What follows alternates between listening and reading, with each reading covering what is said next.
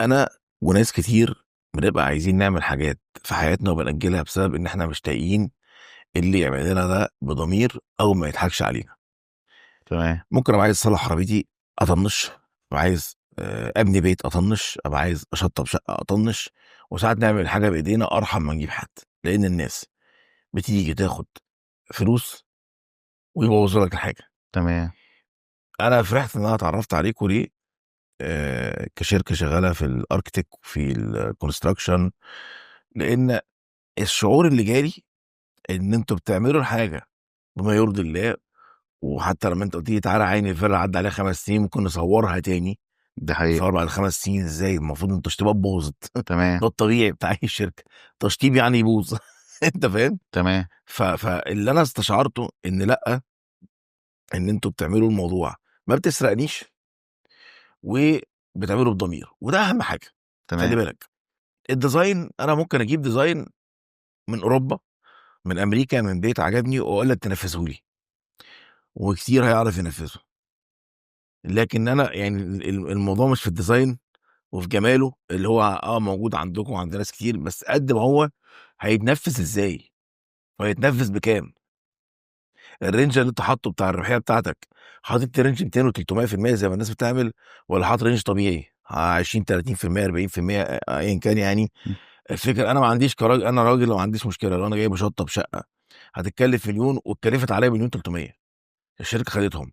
ما هو الشركه دي لو شاطره، انا لو شطبت الشقه هدفع اكتر من 1000 من مليون 300.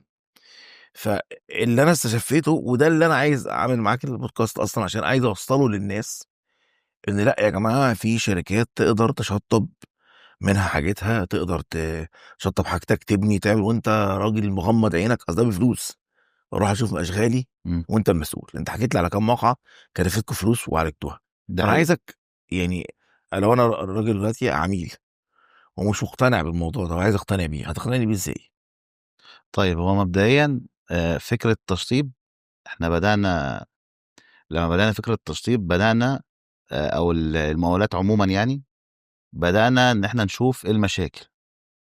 يعني احنا لما بدأنا نشتغل، كنا بندور ازاي فين المشكلة ونبدأ نحل المشكلة. ما خدناش سهل، يعني ما خدناش حاجة سهلة وبدأنا نشتغل عليها. ده بداية العمل يعني. انا فكرة هقطعك، انا تخيلت اول ما تعرفنا على بعض ان ده تخصصكم، حل المشاكل. الحاجات اللي انت عملتها اللي هي كان كلها مشاكل وبتعالجوها، انا كنت متخيل انت فكرتني بدكاتره التكميم، اللي رايح لواحد عامل عمليه تكميم وعنده التصاقات بايظه، ورايح لواحد بقى بيدور على اشطر دكتور يعالج له العمليه. هو ده فعلا، ده حقيقة. أنا يعني الشركة لما بدأت، لما أنا بدأت أصلا أفكر إن أنا أشتغل في المجال ده عموما يعني. طبعا أنا خريج مدني الزقازيق، جامعة الزقازيق. لما جيت أفكر كتخصص، كان التخصص بتاعي كونستراكشن، خرسانات وحفر وكده، اللي هو المجال اللي هو عموما يعني اللي هو العظم، يعني زي ما المدني مش بقول اه. الاركتيك والثري دي ديزاين وكده؟ لما جيت فكرت في الموضوع، فكرت عشان انا ابدا في المجال ده محتاج خبره كبيره. فكنت محتاج، قلت ادور، كنت ادخل بيوت وعمارات الاقي فيه مشكله. طب هو ليه العمود ده طالع كده؟ ليه العمود ده، ليه المساحه دي طالعه بالطريقه دي؟ ليه متحضره. ليه المدخل طالع بالطريقه دي؟ ليه تقسيط السلالم ما يبقاش بطريقه تانية؟ طب اللي هو ليه ارتفاع السقف ده، ليه ما رفعش السقف كمان 20 سم 30 سم؟ ما هو انا بدرس حاجه وباجي اشوفها على ارض الواقع مش موجوده اصلا يعني. فبدات اشوف ايه المشكله اللي اعرف احلها في اللي موجود. ف بناء على اللي احنا يعني، هو الدراسه حاجه والعمل حاجه تانية خالص يعني. فبدات اشوف المشكله ايه واحل. بدات ادخل حاجات قديمه، بدات استعمل مثلا الحاجات اللي احنا خدناها في الجامعه او كده، وبدات ان انا احاول اعالج يعني. فمن هنا جت فكره ان انا ادخل على حاجه واعالجها. وجيت افكر بره الصندوق شويه ان انا ادخل فكره التشطيب. التشطيب عموما او الديكور عموما، هو مش ديكوريشن بس. هو الديكور ده اخر مرحله في موضوع التشطيب. احنا بنوصل للمكان بنسبه 80%. ده كله دراسه، من اول المباني لحد ما بنسلم ان احنا نخش بقى نعمل ديكورات الخشب، الفيوتك، الدهانات والحاجات دي كلها. ده كله قبل ده كله احنا بنهيئ المشروع ان احنا نوصل للي انت عايزه. فمن هنا قابلنا، انا اول ما بدات كان في مدخل، الراجل عايز يعني هو عايز يعدل السلم. فبسطة السلم لما الشارع بيعلى، طبعا البيوت قديمه فالشارع بيعلى، فاصبح البوابه اصلا بقت ربعها في الشارع، يعني الشارع ردم عليها.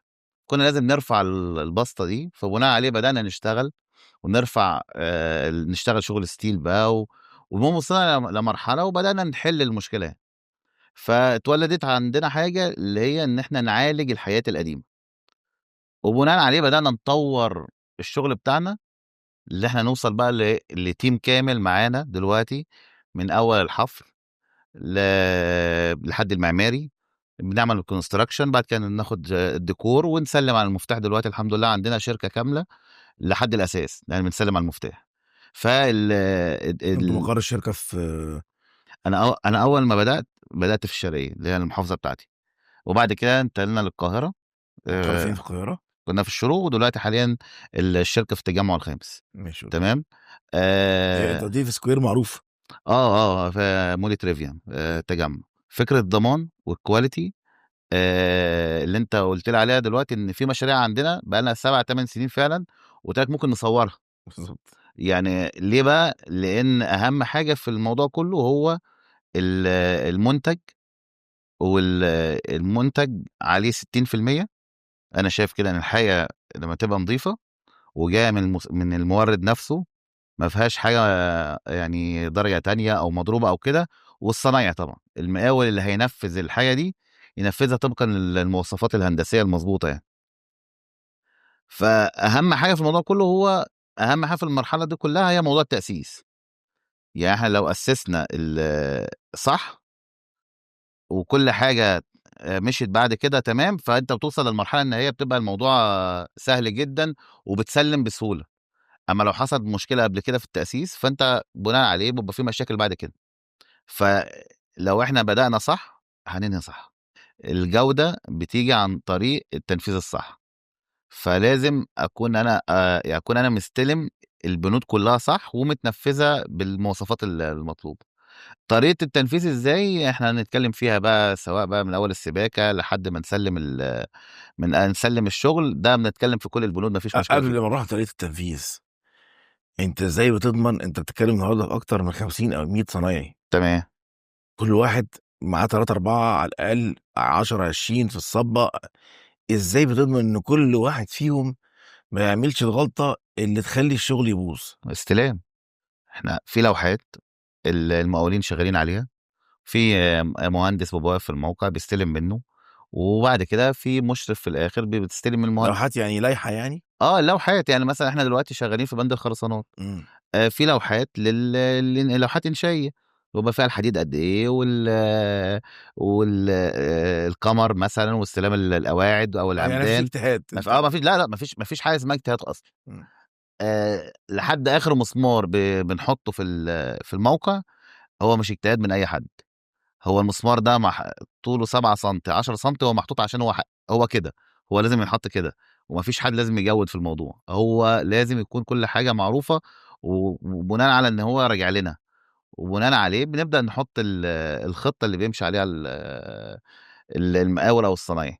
فهو فكرة الصنايعية، ودي بقى هنيجي بقى لفكرة ليه بتروح لمكتب لشركة تشطيبات وانت ما بتشطبش.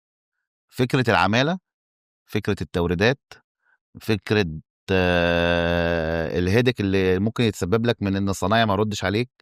فاحنا دلوقتي انت عارف تسوق ازاي؟ معاك لا، الدركسيون. هو اصلا لو ما ردش عليا انا هجيب واحد عليه تاني اه. اصلا. ليه؟ لان هو شغال مع شركه، انت ما تعرفش تعمل كده. انت لو جبت صنايعي وهو ليه حساب عندك، انت ما تعرفش تدخل عليه صنايعي تاني. مشكله وقاعده والصنايعي التاني يخاف ان هو يحققه، وتدخل في حوار تاني والبند يقف. لا، هو اصلا متفق معايا على كوست. الكوست ده احنا متفقين عليه لحد مرحله معينه، بياخد هو الدفعات بتاعته. ما نفذش الشغل بتاعه، هو بناء عليه ما بنوقف فلوسه. ما جاش بنزل مقاول تاني خالص، وبعد كده نشوف مشكلتنا احنا بقى. وهو الخسران. هو كده كده خسران. ليه؟ لان المشروع بيكمل، واللي بيكمل المشروع بيتحسب له المشروع. مم. يعني هو حتى في احنا معنويا. طبعا، يعني هو التأسيسات كلها ما بتتشافش. انت بتشوف التشطيب، السبوت اللي بيتركب في الاخر، الخلاط اللي بيركب في الاخر، اللي جوه ده انت ما بتشوفوش. وده هياخدنا في نقطة تانية بقى، فكرة السرقة اللي مدفون ده. انا ممكن اقول لك انا سحبت مثلا، جبت فاتورة وليكن ب100,000 سلك. طب ال100,000 سلك دول اتسحبوا ازاي؟ اتحطوا فين؟ مم. مش هتقيس انت السلوك في الحيطة. اصل انا هقول لك انا مشيت المسار ده ومشيت المسار ده. وهنا بتيجي بقى ان ازاي تحسس العميل اللي مكلمك يحس معاك بالمصداقيه والامان. بتيجي المصداقيه دي منين؟ بناء على التجارب اللي انت عملتها قبل كده والسابقه اللي قبل كده. لان انا لما قلت لك تعالى صور عملاء احنا بقى لنا 9 سنين في السوق دي، السنه العاشره. مم. تعالى من اول ما بدانا، تعالى قابل العملاء دي وصورهم. لو حصلت مشكله عندهم من سنه او اتنين او من ثلاثه او اربعه، او في خلاف كان ظهر. مم. فاحنا لما قلنا لك تعالى صور لعملاء لشغل معمول من 9 سنين، من 8 سنين، من 7 سنين. فهنا المصداقيه انك انت لما بتدخل عند واحد بيرشحك للتاني ويرشحك للتالت. وانا بدات توسع. يعني انا اول ما بدات انا ما كنتش بادئ في السوشيال ميديا ولا اي حاجه خالص. انا كنت بدخل اعمل الشغل وحد كان بيرشحني، فمن هنا ده يرشحني لده وورد يرشحني ده. فاوس. ده بدايه شغلي اصلا. وممكن ده يكون هو اسباب السبب ان انا ما بداتش بدري في السوشيال ميديا. ما احنا على ارض الواقع من بدري يعني ما هو دي مشكله برضو. يعني انا اعرف ناس وشفت شغلهم، عاملين ماركتنج جبار، واصلين ليفل من المبيعات خرافي. لكن جيت اصور شغلهم لقيت برضو مثلا، يعني انا ما صورتوش لان امم انا قلت له انا مش عارف اصور الكلام ده. قال لي داري ايه؟ انت جايبني بروجكت لسه متسلم بقاله اسبوعين عايز اصوره، اداري ما ايه؟ هي دي النقطه. انا دلوقتي انا اعرف اداري، بس انا في هي الاخر ده بقى دي النصيحه اللي بننصحها للعملاء. على فكره آه العميل بيستلم ومبسوط مش واخد باله. ما هو مش واخد باله ليه بقى؟ لان احنا لو ان اصلا في كوارث في الاستلامات. انا ما بقولش ان انا ما غلطتش، لا انا غلطت. وفي حاجات حصلت قبل كده انا اتعلمت منها، م- بس كان قصادها مقابل. م- ما هو انا اتعلمت. انا يعني اكيد في الشغل، وده حاجه ما بنكرهاش، ان ممكن يكون يعني انا حصل معايا حاجه من 3 سنين. اهمال المقاول. ايه اللي حصل؟ المقاول نسي يقفل محبس الميه. ايه اللي حصل؟ الميه غرقت الشقه بالكامل. تمام، يعني حاجه بسيطه. عملت الابواب وحصل مشكله في الشغل بتاعي وكده. خدت الشغل ده كله وعملته من اول وجديد وسلمته للعميل. بس انا دفعت الضريبه. م.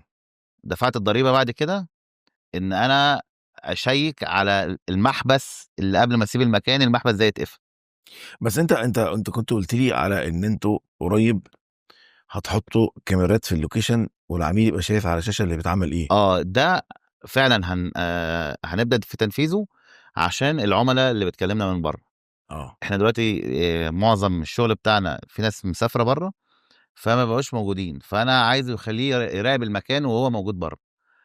وبرضه لو مثلا حد مثلا من المحافظات التانية واخد شغل في القاهرة، برضه هو المسافة بعيدة، فاحنا ممكن نوفر له حاجة زي كده. يعني اي حد ما يكونش موجود يعني متواجد معانا على طول، يجي يشوف الشغل و... ويراقب الشغل ويستلم تحط له خاماته. كاميرا وهو هو يبقى قاعد وشايف كل حاجة قدامه على تليفون. وكده كده اصلا. يعني حتى حاليا المواقع اللي معانا كلها بتتصور يوميا. اي خامة بتخش الموقع بتتصور. بتتصور فيديو. تمام، مش صور بس. فيديو بتتبعت على جروب واتساب بكل الشغل اللي تم في الموقع. ده برضه امان اكتر. لو حب يستفسر عن حاجه مثلا حطيناها في اي مكان، والله الفيديو بيوضح الحاجه وهي محطوطه. ده امان. اما دلوقتي احنا الخدمه دي فعلا هنوفرها لاي حد مغترب، او في اي محافظه تانية من حقه ان هو يشوف المكان كأن هو متواجد معانا. ده برضه بتدي مصداقيه اكبر. ده أنا بحسس العميل ان انا موجود عشانك. انا احنا متفقين على نسبة الاشراف اللي احنا هناخدها. وبرضه احنا عايزين نتكلم في موضوع الباقة ونسبة الاشراف وطريقة الاتفاقات، لان لازم العميل يبقى عارف وفاهم ايه اللي تم عنده. بص احنا هنفهم العميل الكلام ده كله. امم بس انا كل هدفي دلوقتي انا انا لما بحب لما اشوف حاجه حلوه ابيعها حتى لو مش هكسب منها. تمام. فانا لما شفت ان انتوا في ضمير وانا هقدر اتعامل معاكم لو في بيت عندي، اكبر بدروم، ازود سقف، ابني، اعمل تشطيبات. عملنا احنا حاجات زي ما انا كده. عارف، احنا اه. شفناها يعني، ما امم. اتناقشنا، انا قصدي يعني الجمهور مش عارف ان احنا اتناقشنا. امم. فلا، طب يا جماعه في ناس كويسه، في ناس محترمه، تعالوا اشتغلوا، تعالوا انتوا مطمنين. فانا هدفي من الحلقه دي او الميتنج ده ان احنا نبيع للناس ان اطمن ان الدنيا لسه بخير، وان ان شاء الله الدنيا يعني هتبقى كويسه ان مش شاء وحشه. الله. فكره الضمير انك انت ازاي تبقى انت متابع الشغل في ارض الواقع. قلنا التسليم. اه، حتى تسليم. اه. تسليم، اوكي. بنضمن من الصناعيه ان احنا نستلم منهم بناء على اللوحات اللي احنا ادينا للصنايعي من اللوحات، بناء عليه بنستلمها. حصل اي تقصير منه بنستلم منه، حصل اي حاجه هو بيبقى مسؤول عن الخامه اللي اتركبت والتنفيذ بتاعه. تمام. لانه يعني انت من الاخر ما بتسلمش رقبه العميل للصنايعي. لا، ما هو اصلا العميل ملوش علاقه بالصنايعي. ما هو في ناس يقول لك يا عم خلاص تلصق دايره على الصينيه، يلا ده عدلها وقفل على كده. ما هو بعد كده مش هيجي لي شغل تاني اصلا. امم. ما هو لو حصلت مشكله تاني فالعميل ده خلاص عمل اكس عليا. ما هي متداريه مش باينه، ما هتبان. ولا في ما... حاجات مش باينه. لا، هتبان. السلوك اللي في الحيطه. هتبان. امم. بص يا باشا، اي حاجه مدفونه بتبان. ايوه. بتبان بعد قد ايه؟ بعد شهر، اتنين، تلاته، اربعه، حسب بقى الايه اللي انت حاطط فيه الموضوع ده. يعني هو السلك اللي هو بيبقى مضروب بيحصل فيه مشكله دلوقتي؟ لا، هو بيحصل فيه مشكله لحد لما الليميت بتاعه والحد بتاعه ما عادش مستحمل اللي هو حاطه. ايوه. فهيحصل مشكله. يحصل هنا بقى مشكله كبيره. بقى الاسلاك مضروبه، المواسير حصل فيها مشكله، ما عزلش الحمامات، الارضيات متركبه بطريقه غلط، فيحصل فيه تطبيل. بلاط كبير مثلا ما محرش، ما عملش الماده حطت. ده كلها حاجات في كتيره التنفيذ جدا. كتيره، فهي هتبان. كده كده هتبان. هتبان حتى لو مدفون بيبان. بيبان في طريقة السعر أصلًا. يعني أنا مثلًا معروف إن البند ده بيتكلّف 10 قروش. ما هو أنا ما ينفعش أقول لك 5 وما ينفعش أقول لك 20. هي هنا النقطة بقى. يعني هو البند معروف. حتى أنت لو سألت أي حد هيقول لك لو هو 10 لا يقول لك 11 أو 12 أو يقول لك 9 أو 8. ما ينفعش يقول لك 5، ما ينفعش يقول لك النُص، ما ينفعش يقول لك الضعف. فهو من هنا بيبان. مم. تمام. يعني بيبان بقى انت الموضوع في ايه. لو اقل من نص يبقى كده الكواليتي مش نفس اللي محطوط. ولو زياده يبقى هو اكيد مزود عليك في الخامات. طيب. فهو بيبقى فيه يعني في ليميت. بالاضافه ان انا كشركه تشطيبات احنا بنوفر لك خدمه ان احنا بناخد خصومات عشان نسحب كميات. كميات عاليه جدا. فمن حقك كعميل تاخد الخصومات. من حقك. مش انا مش بديك حاجه اوبشن. لا، انا اتفقت معاك على نسبه اشراف بالظبط. او كوست. ما هو انا هنيجي بقى لنقطه نسبه الاشراف. في ناس مثلا في النقطه دي بيقول لك يا باشا طب انت، انا كل افرض انا هكلف حوالي 10 15 مليون مثلا، انت هتاخد نسبه اشراف على ده؟ هو الفكره مش في كده. هي الفكره كلها ان الخامه دي انا بفضل محافظ عليها وشايلها. لو لا قدر الله اتكسرت انا اللي بجيب ثمنها تاني، انا بدفعها تاني. فانا باخد نسبه اشراف على الحفاظ على الخامه، وازاي تركب صح، وازاي اسلمها لك. ولو اتكسرت ولو معدل اتكسر الريسك عندك ده زايد. كله ده الريسك. ما معدل الريسك بيزيد. بيزيد. مم. تمام.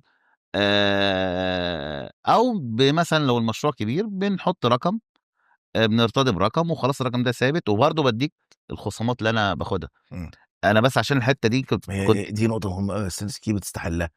يقول لك يا عم انا جايب برخيص، انا ده ليا انا، خصم معمول لي مش معمول له. لا، هو مش اوبشن، هو اصلا انت العقد. واخد فلوس مني حق اداره الموضوع. الكلام ده لو بتبيع لي، الكلام ده لو انت راجل بياع بتبيع لي السلعه وعلاقتك بيهم انتهت. انت اه. مش بتبيع لي سلعه، انا مديك فلوس عشان توفر لي وتجيب لي حق ايوه، دي فلوسي. حقيقه. ما انت بتديني فلوس، واللي رقيب على الفلوس دي بيني وبينك هو ربنا سبحانه وتعالى. ايه. فهي الفكره كلها انك انت لو اديتني الفلوس وانا، ما هقول لحضرتك حاجه. هو انا اصلا انا مهندس اشراف.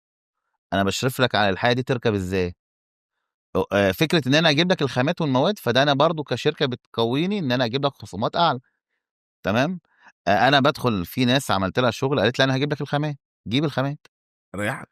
خالص. هو انت يا باشا جيب الخامات.